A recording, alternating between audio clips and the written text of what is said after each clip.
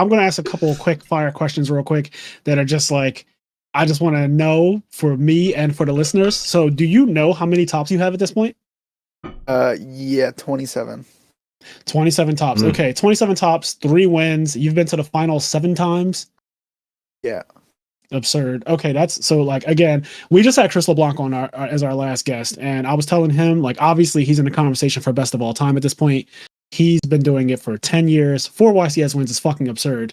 And you are another player who's just like absolutely ridiculous. Like I can't say it enough because I also knew you before I knew you before you had a YCS win, and we met like just before that. Yeah. Yes, we met before you had a YCS win. In fact, you were worlds grinding. Like you would stay over my house and like go to the regionals in Philly and stuff like that. And it's just interesting to see your growth as a player. And I'm wondering, like, what happened, or what do you think contributed to your success the most, and like what flipped the switch for you? Because again, I knew you before you ever had a win, but you were able to top events. But then you've become so outrageously dominant and consistent in the last like 5 years.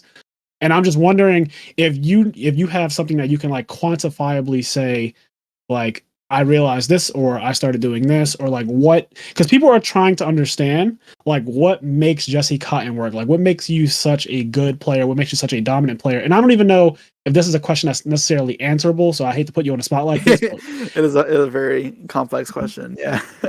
Because I don't know if your work ethic changed, if like you started to care more, if you started to test more, if you got better testing group, or like a methodology or something. Like I don't know what it is, but I'm wondering what happened and like where did it start to switch for you, where you feel like, okay, like now I am, like at some point you start to know like I'm the shit. Yeah. Right? Like, you have to like I know we all like to be humble at times, but at the end of the day, like you are literally one of the best players to ever play Yu-Gi-Oh. So if at all possible, like what would you say kind of contributed? And it doesn't have to be a fully like fledged essay answer, but like what would you say changed for you?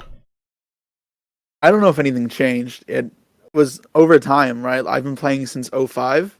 Oh, Jesus Christ. You were young though. I was 5, yeah.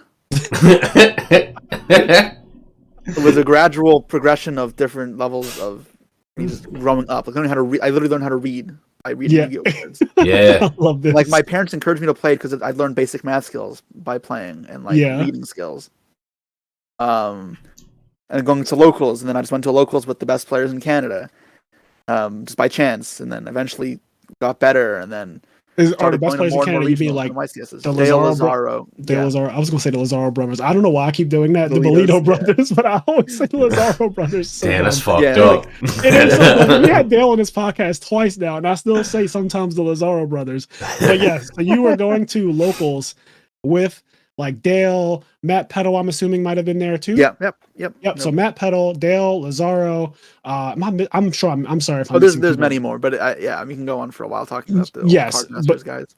But yeah, so you were around a pool of amazing talent. Those are some of the best people who've ever played Yu-Gi-Oh as well. That helps foster the competitive environment and at least the very base fundamentals, whereas better than like a lot of other just local kids. Mm-hmm. I would have just gone to locals and nothing else. Yeah, no, this is crazy. I love hearing this stuff.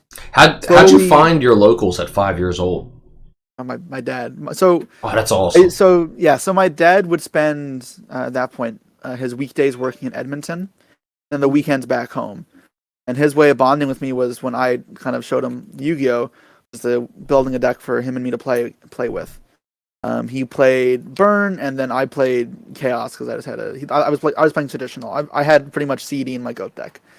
He found the locals for us, and then next to the locals was also like a miniature racetrack shop, like those like little RC cars you can race around a track. Mm-hmm. So like we'd spend our Saturdays when he got home playing that first, grabbing lunch at Wendy's or McDonald's. A little kid, so excuse that. And then and then playing locals afterwards. That was like my way of bonding with him. Well, that's cool. This is wholesome as yeah, that's awesome. It's an awesome story. Can I just say, like, this is the most I've ever gotten to really know you on this level, and I'm like, a bit shocked to just like it's so wholesome, but it's really nice to hear that one of the top players has had this like very regular experience, because honestly, a lot of the community, what they do is like exaggerate things or just like attribute high-level Yu-Gi-Oh players with being like robots, essentially. Like they think that high-level Yu-Gi-Oh players just only play Yu-Gi-Oh. They don't have a life outside of that. But like you obviously do, and you've lived a life, and like you've had parents who help to cultivate your passion for the game, and it's really nice to see how far you've come. Do your parents still follow you and like your journey? Like, do they know about all the things that you've accomplished and stuff like that? Yeah, I have a deep amount of gratitude for my parents. They've supported me so much, and it's the reason I'm able to do what I am. Mm-hmm. My parents still follow. My mom doesn't really know what's going on. My dad has played the game. He stopped playing in 2015, but he no longer has to take me. Like, he can leave me alone at events after that point. Didn't need to be with me. He still like knows the fundamentals of the game to the point where I can tell him what's going on. He'll follow. That's good. That's really good. I have a similar relationship with my dad where he used to take me to locals when I was a child as well. He never really played the game, but he would watch, and I would kind of explain to him what would be going on and try to explain it in like sports terms, because my dad's huge into sports. Yeah. But like my mom is the same way your mom is, where she would be happy if I won something or did well. Like I come home with an iPad or an Xbox or something because I won some tournament at locals, and she'd be happy about it. But she had no idea what the hell I was fucking doing. Really, she just be happy for me all the same. But my dad is like, yeah, man, he beat everybody's ass with these cards. Like he'd be so happy and into it. My dad was just complaining to me that he was watching the stream while top 4 and finals were going on with my mom. My mom doesn't know what's going on, so he had to explain to my mom the entire time, and apparently my mom was like gagging from the nerves. Oh man! So yeah, the anxiety. I can only imagine my dad's nerves. And then she asked me after, like, how do you deal with the anxiety of being up on stage? I mean, I'm a competitor, so I'm used to it. Yeah, it's just funny. They are very invested for sure. That is good. That is really nice to have. What were you going to say? I was going to say it's interesting because, she wouldn't know this, or really like she doesn't have experience. But you kind of, if you've been going to locals since you were 5. Even then, right, was probably nervous at some point, playing at locals around a bunch of older guys and everything, right? So in a small way, right, like you play so much and you play around different people and you go to regionals. By the time you get to the stage you're on, like it's so much easier. Like sure, there's still nerves and butterflies sometimes. Yeah, but it goes back to what I was saying before. It's a gradual process, right? I had gradual nerves from entering locals round 1 to locals finals, locals top cut, regionals, regional top 8, ICS top cut, and then gradual build up and if they threw 5-year-old Jesse into the world stage, he wouldn't know what to do with himself. Of course not. I'd be scared shitless. So I guess you already answered how you started playing Yu-Gi-Oh, and that essentially is like you were 5 years old and you just liked the game. Your dad was taking you to card stores and stuff like that. My best friend in kindergarten showed it to me, and then showed it to my dad, and that's how I guess that is kindergarten, isn't it? 5 years old. That is kindergarten. Yeah. Yeah, that's interesting. Did you watch the anime at all? Not really. I've never been a TV guy. Okay, so you don't really care for. So you don't care for anime in general, not even just the Yu-Gi-Oh anime, but just like anime. I've watched Yu-Gi-Oh and GX. They're both okay. Yeah, a bit of nostalgia, but it's not from watching the anime originally. It's because I've grown up playing Yu-Gi-Oh. Yeah, gotcha. Watched only anime. I've watched this Naruto. Okay, you've seen the whole thing. You've seen all of Naruto. Yeah, it's a lot of my friends' closest friends' favorite shows. So yeah. So who's your favorite Naruto character? I gotta ask. Shikamaru. Ah, yes. That's a fire. Yeah. The smartest person in the show. Just the laziness. Well, I'm not lazy, but I'm won't do work if I don't have to. So I'm not going to work for no reason. I'm just going to chill. I like knowing this about you, that Shikamaru is the character that you empathize with the most. You see yourself most as like a Shikamaru type, where he's exceptionally intelligent. And I'll work my ass off when I have to. When I need to, I'll get shit done. That's what I was gonna say next. That's one of the other things that got me where was when something needs to be done, I'll make sure it gets done. Yeah.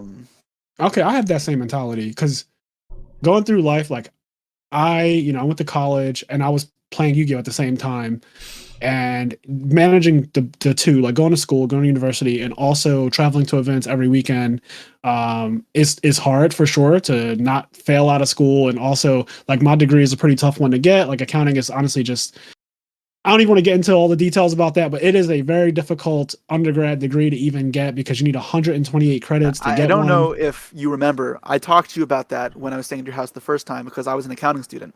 Oh, wow. And did you end up switching from that? It sounds like you did. Did switch to economics. Yeah, I just found it too boring. And honestly, I don't like economics either. I just don't like the math aspects. Yeah, it's And not fun. And honestly, in hindsight, and I said this on another episode of the podcast, in hindsight, I would not have majored in accounting if I could go back. Like if I give any advice to people listening, do not major in accounting. Yes, it does pay well, but it is, like he said, it is pretty boring. And it's not something that I see myself doing for the rest of my life. Like honestly, especially now that the world has become, you can monetize many things in the world now. In 2022, like you don't need to, like I still encourage people, if you want to go to school, but you don't need to go to school in today's world to be successful and to earn a living and things like that. But that's a conversation for another time. But yes, I'm glad that you switched off of accounting because it's just not it. If I can speak frankly, it's just not. I mean, I'm doing economics now, and it's honestly not much better. But I have a month till I graduate, so I'm just gonna write it out, finish it, and then be done. That's good though. So you're going to finish university, finish school. And then you are supporting yourself at the same time. You say you have a TCG player store, which is nice. Yeah. So you also, you trade, you buy, sell Yu-Gi-Oh cards and whatever, and that's good. A lot of people that I know, I have a lot of friends into that business as well. Obviously, I'm really close friends with Steve Silverman. He's one of the biggest people as far as that goes, and like I know Joey Chow, like so many people many who are many people. If you're in the Yu-Gi-Oh space, you know people. Yes, you know everyone who's like doing it. George, Furman, like there's so many, and I'm glad to see that you guys, some of the best players in the game, are also able to support themselves with the game, which honestly is amazing because it wasn't always like this. Like it just wasn't. Like the money wasn't always there the way it is now, and now you guys are doing shit that we didn't even have at all, like Metafy. How is that? So I recently turned it off just because when my school semester started to back up again, I wanted to not overload myself. Yes. It's pretty solid. I'm not sure really what else I can say about it. It's a good source of income for me. It's not steady in the sense that it's consistent. I got maybe 20 hours a month off it for the few months I've done it. And that's great as just a side. Yeah, just like something to subsidize, just a little, like a little extra income every month. It's nothing insane, but it's just nice. Right. Yeah. Yeah, because at the end of the day, so the way I see stuff like Metafy, so Metafy, for people, if you don't know, I'm just going to say it anyway. I always have to talk like this, but if you don't know what Metafy is, it's a website where you can go and you can get players like Hani and, Jeff Jones or people from Duelist Academy, Ryan Levine, like all those guys, Jesse Kotton. They can teach you Yu-Gi-Oh! And there's different. Hey guys, if you like this clip, we have full video versions of our podcast episodes available on the I Am Nerd Patreon, as well as exclusive content. If you'd like to listen to our full podcast episodes or find us on any other social media platforms, you can do so by clicking the link tree below.